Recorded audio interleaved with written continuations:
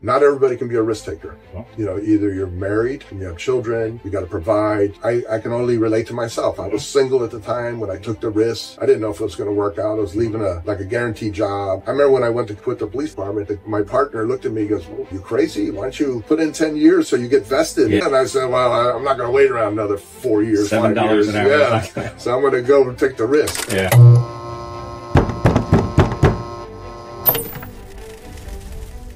Welcome to Opportunity Knocks. I can't believe I'm saying this, episode 22. And I pulled the Sprinter all the way to Miami from Parkland. And I did that because I have a real special guest today. This is somebody who I met when I was the president of the Kiwanis Club, Biscayne Bay Kiwanis Club. And Rodney Barretto is a trailblazer. I mean, he has accomplished so much in business, in relationships that he's built. I'm so happy to have you here, Rodney, and hear about when opportunity knocked on your door and how you take advantage. So welcome to Opportunity Knocks. Thanks, Todd. It's great seeing you. You look good, by the way. I think this is working for you. Thanks so much, man. So, you know, for again, out in Broward, and by the way, in Miami, Rodney's a well-known guy. In Broward, people might not know who Rodney Barretto is. Let's give a little background, because your story is unbelievable how you started out. You started out in a family of police officers, right? Well, you know, I'm one of 11 kids. So my mom and dad are high school sweethearts for Jesuit High School in downtown Miami. Wow. And so they had 11 kids, and we all grew up here. I had an older brother who went on to work for the Miami Beach Police Department. Richie became chief of police there and retired. Then I had several brothers who were firemen. And then you know, when you're one of 11 kids, your parents, they encouraged us to go to college. They couldn't pay for all of us to go to college. So we had to work and then go to school on our own, which I did. I went to Miami-Dade and then eventually to Barry University. But I became a policeman at 19 years old. So I was a policeman at 19 years old to 25. And at the time, Richie he's your older brother. Yeah. So he was already in the... he wasn't, at the time when I became a policeman, he was like a lieutenant. Yeah, he wasn't the chief then. But I remember I found a stub of my paycheck. I was making $7.35 an hour as a policeman. Yeah. Jeez. Yeah. So it's, that's unbelievable to think back of that. But now you can't get anything. I mean, now obviously the prices of real estate here has gone through the roof, but even back then, I mean, it's, so tell me during that time as a police officer, how long were you a police officer for? For 5 years. Okay. And then what I did is, for 4 of the 5 years, I worked off duty at Monty Trainer's restaurant in Coconut Grove. And Monty's was the restaurant in Coconut Grove. In 1980, he went from a beer wine joint to a full liquor license.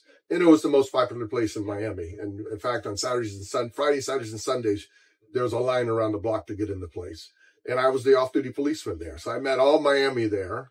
And just kind of, you know, from there, of course, Monty was a big political player behind the scenes. And all the politicians came there and hung out there, and I got to meet all the politicians and interface with them and so on and so forth. And then, you know, back in 85, I was working plainclothes in the Grove, and this guy tried to shoot me, believe it or not. And there was a big article in the paper, and we arrested him. There was, when I walked into the restaurant the next day, Monty was there with a bunch of politicians, and he said, "Hey, listen, you know, I consider you a very good friend. Why don't you come work for me? You don't need to be shot at." So I said, "Well, the opportunity knocked." Yeah, you took advantage of it. So I took advantage. I went to the chief of police at the time, a guy named Clarence Dixon, an African-American chief. I worked directly for the chief. And this was Miami Beach or Miami? City Miami. Miami. Okay. And I went to talk to him and to tell him about the opportunity. And he was very, very helpful. He said, "Listen, the door's open. Go for it. If it doesn't work out, come back and I'll hire you back." So nice.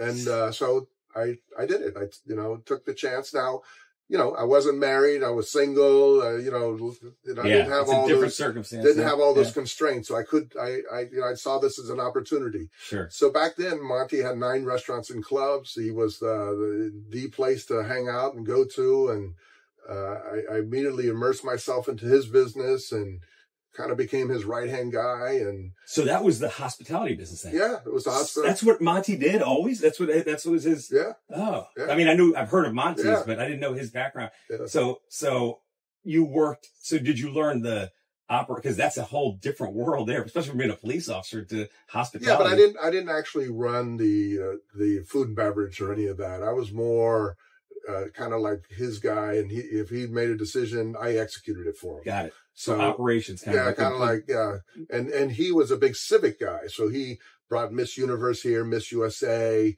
He brought Wheel of Fortune. Back then, there was no convention bureau, so he was the convention bureau on this side of the bay. On the other side of the bay, Miami Beach side, was a guy named Steve Muss who owned the Fontainebleau. Yeah. And when those two big guys got together, something happened. If they disagreed, it didn't happen.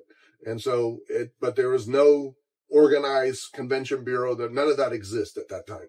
I'd like to know, Rodney, what'd you learn, especially as a young, because obviously when you're working for government, we're at the police station. You're seeing different types, some of the heroes of our world. I mean, I'm a big proponent of supporting our first responders, and as you know, with World War II veterans, we do a lot with and stuff like that.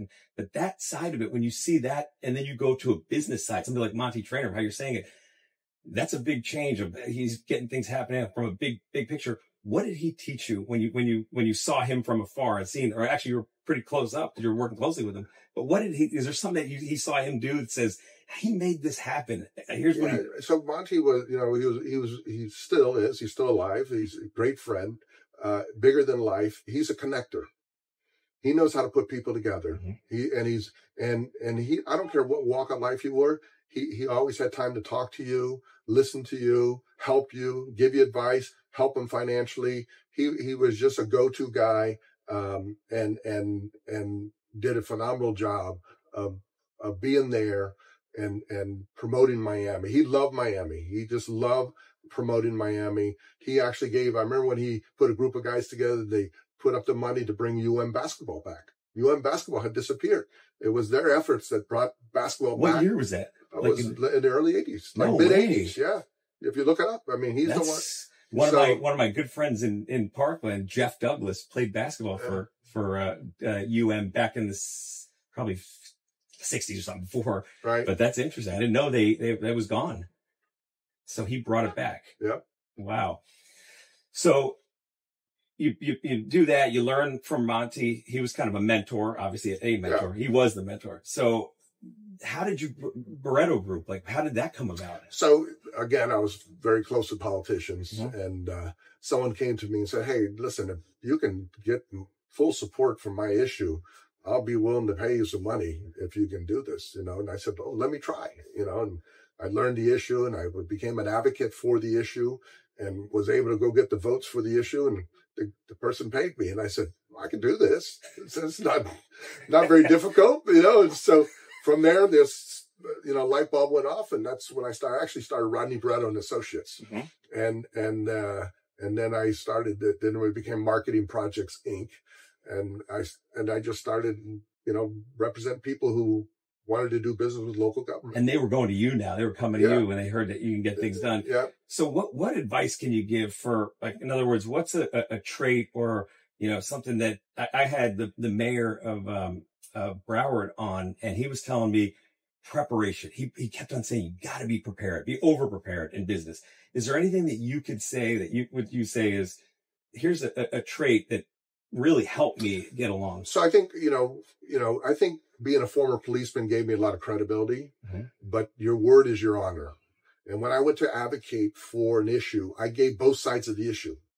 So I was very transparent. Mm-hmm. And I tell people all the time, be very transparent. You burn a politician one time, they'll never talk to you again. They won't answer that phone. They won't let you in the door. So you got to say, hey, here's the positives. You're going to hear the negatives. Let me tell you if those negatives are true or not. You know what I mean? And just put all the facts out there and let them make the decision whether they want to support you or not. I love transparency. So you got to have that. Yeah. And so I built a lot of credibility. Mm-hmm. I mean, when a politician came to me and said, hey, can you raise me X amount of dollars? I would always, A, I would never commit. Okay. And B, I would just always over deliver. So I instantly had a lot of credibility. Like, this guy, he's good for his word. He mm-hmm. says he's what he's going to do. This space there's a lot of talkers in this space. And, Sure. you know, so, right. So, Yeah. what you want to do is you want to separate yourself from the A pack. doer. Yeah. You know, I'm a doer. I've always been a doer, you know. I can tell. Yeah. And, you know, it's funny because today with social media and digital marketing and stuff, you didn't have any of that. You built it based on a handshake and trust. Yeah. Right? And in fact, a lot of my early agreements were all handshakes. Never was a written agreement. That's awesome. You know, it's amazing. And, you know, but you know, once I kind of got out there, then the entrepreneur spirit inside was hatched. I built one of the largest surface parking lots in downtown Miami. A lot of people don't know that. And I sold it. I had all the majority of the parking around their first arena in downtown Miami. Was that your first big deal? That was first big. Well, no, but it was part of it. It was a big one. Then I built an electronic medical records company. I was selling other people's software, hosting all these doctors around the whole country at the Nap in downtown Miami. Yeah. Somebody come knocking on the door and said, "Hey, I want to buy your business." I sold that business. I bought and sold real estate. Got it entitled, sold to developers. You know, I was part of a bank that we built up. I mean, so I love business. Today I have several different companies in all different aspects, and I just love it. I mean, it's hard for, you know, when you buy a piece of property and whatever decision you make with that piece of property, you got one person to look at in the mirror is yourself. Did I make the right decision? Did I sell it at the right time? Did I get enough money for it? You know what I mean? You know. Rodney, you know, this is always something I think about, especially for a young entrepreneur starting out is, you know, now you have the ability to buy a business and to look at business. But in the beginning, if somebody's getting started, they're just getting started.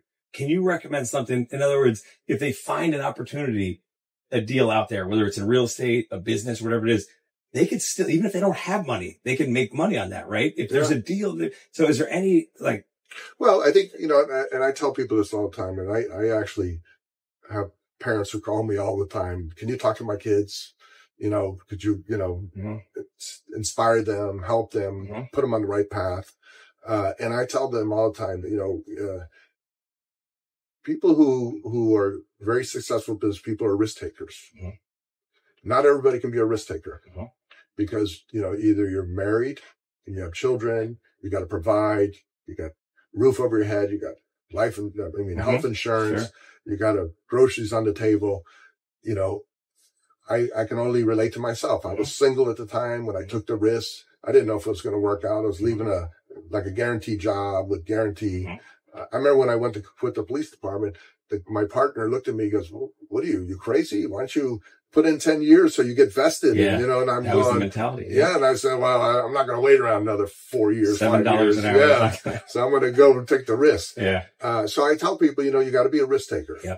You know, that's business. You know, there's bigger rewards, but you got to be willing to, you know, and if you look around, most successful people have failed in the past and they learn from their failures what to do the second time, not to fail.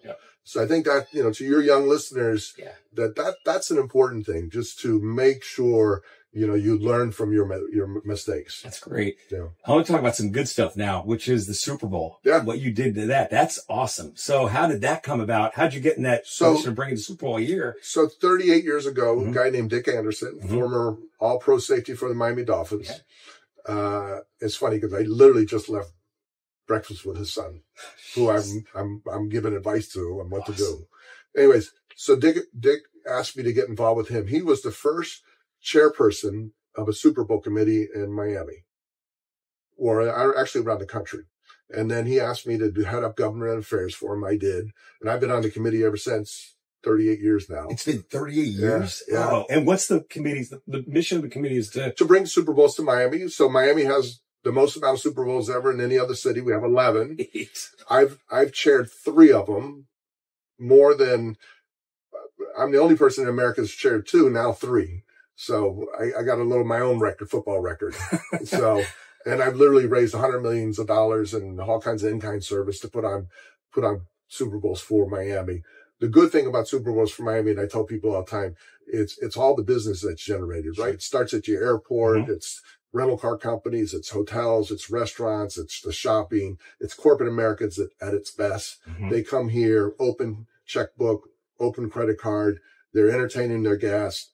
they're just a lot of money, a lot of money, a lot of action, a lot of action going yep. on. Yep. So it's great for your community, great for all my friends who have restaurants, hotels, and businesses. It's just phenomenal. When do you start looking at the weather report? When you know, that's the one thing. It's like when I go on a golf trip, I'm like, how do I know? We're the only people that had Prince who performed at halftime. He sang Purple Rain in the rain. So if you look it up, it's cool. One of the best halftime shows. That was one of the best, yeah. And he sang Purple Rain in the rain in Miami. I remember that. Yeah, so that's got to be unbelievable. So what's next for Rodney Barretto? We have anything? I mean, obviously, football is one, the NFL, but isn't there some other sports too, or is there? So the mayor called and asked me to chair the FIFA World Cup, where we have 7 games here. We're going to have the bronze finalists here in Miami. So we have 7 games over a 5-week period in July of 26. So we're just putting together a committee. We're, getting it put all together and getting ready to announce things. And it's going to be big. It's going to be the world's largest event. We'll be here in Miami. So. I mentioned we went to Europe with my family, and soccer there is it's a lifestyle. So one last question, Rodney, before we go, because I'm curious, when you run, and you just mentioned chairing a committee that big, I mean, these are powerhouse people that you're leading. What's the mindset, like what's the going into that and going into those board meetings and it's motivating, inspiring them? Is it something that, obviously it's a skill you learn over time, but is there anything that you look at that and say, you know what, this is something I learned from that, or this is something that helped me achieve success with this group of powerhouse businesses? In other words, if I'm going in for a meeting and I'm pitching to a board, sometimes just nerves get to me, Right. Like it's a human natural thing, but you're dealing with some of the biggest people in listen, I used to, under the old days when we pitched Super Bowls, I used to make a presentation to 32 owners. Every owner you present? Yeah, I would stand in front of 32 owners and tell them why to come to Miami. And we'd go through this whole thing and they'd have questions. And I'm speaking to all these very wealthy owners. Cool. And so we've had a blast. I mean, I've been very fortunate. I'm a huge believer, and all my life I've given back to the community. This community has been very good to me. So I've always volunteered and give back. Governor Bush, Governor Chris, now Governor DeSantis. I chair the Fish and Wildlife Commission for the state of Florida, which is amazing. Second time. Congratulations. No, third. Third time. Yeah. So it's I love it because I love the outdoors, and we're really doing some great things around the state of Florida. It allows me to travel around the state and meet all kinds of folks that whether we're regulating their livelihood or their fishing and hunting. It's just an amazing opportunity. So I thank those governors for that opportunity. But I'm always engaged in something in the community, and I love it. I mean, it's just amazing to give back. It's important. And I would encourage all if you want to get involved, you should volunteer, get involved. I don't care if it's a beach cleanup or just get involved in something for your community. Make your community better. That's right. And get your kids involved too. Yeah. As a parent, having young kids see that, one of the best things I did with my kids when we lived in Miami was taking them to the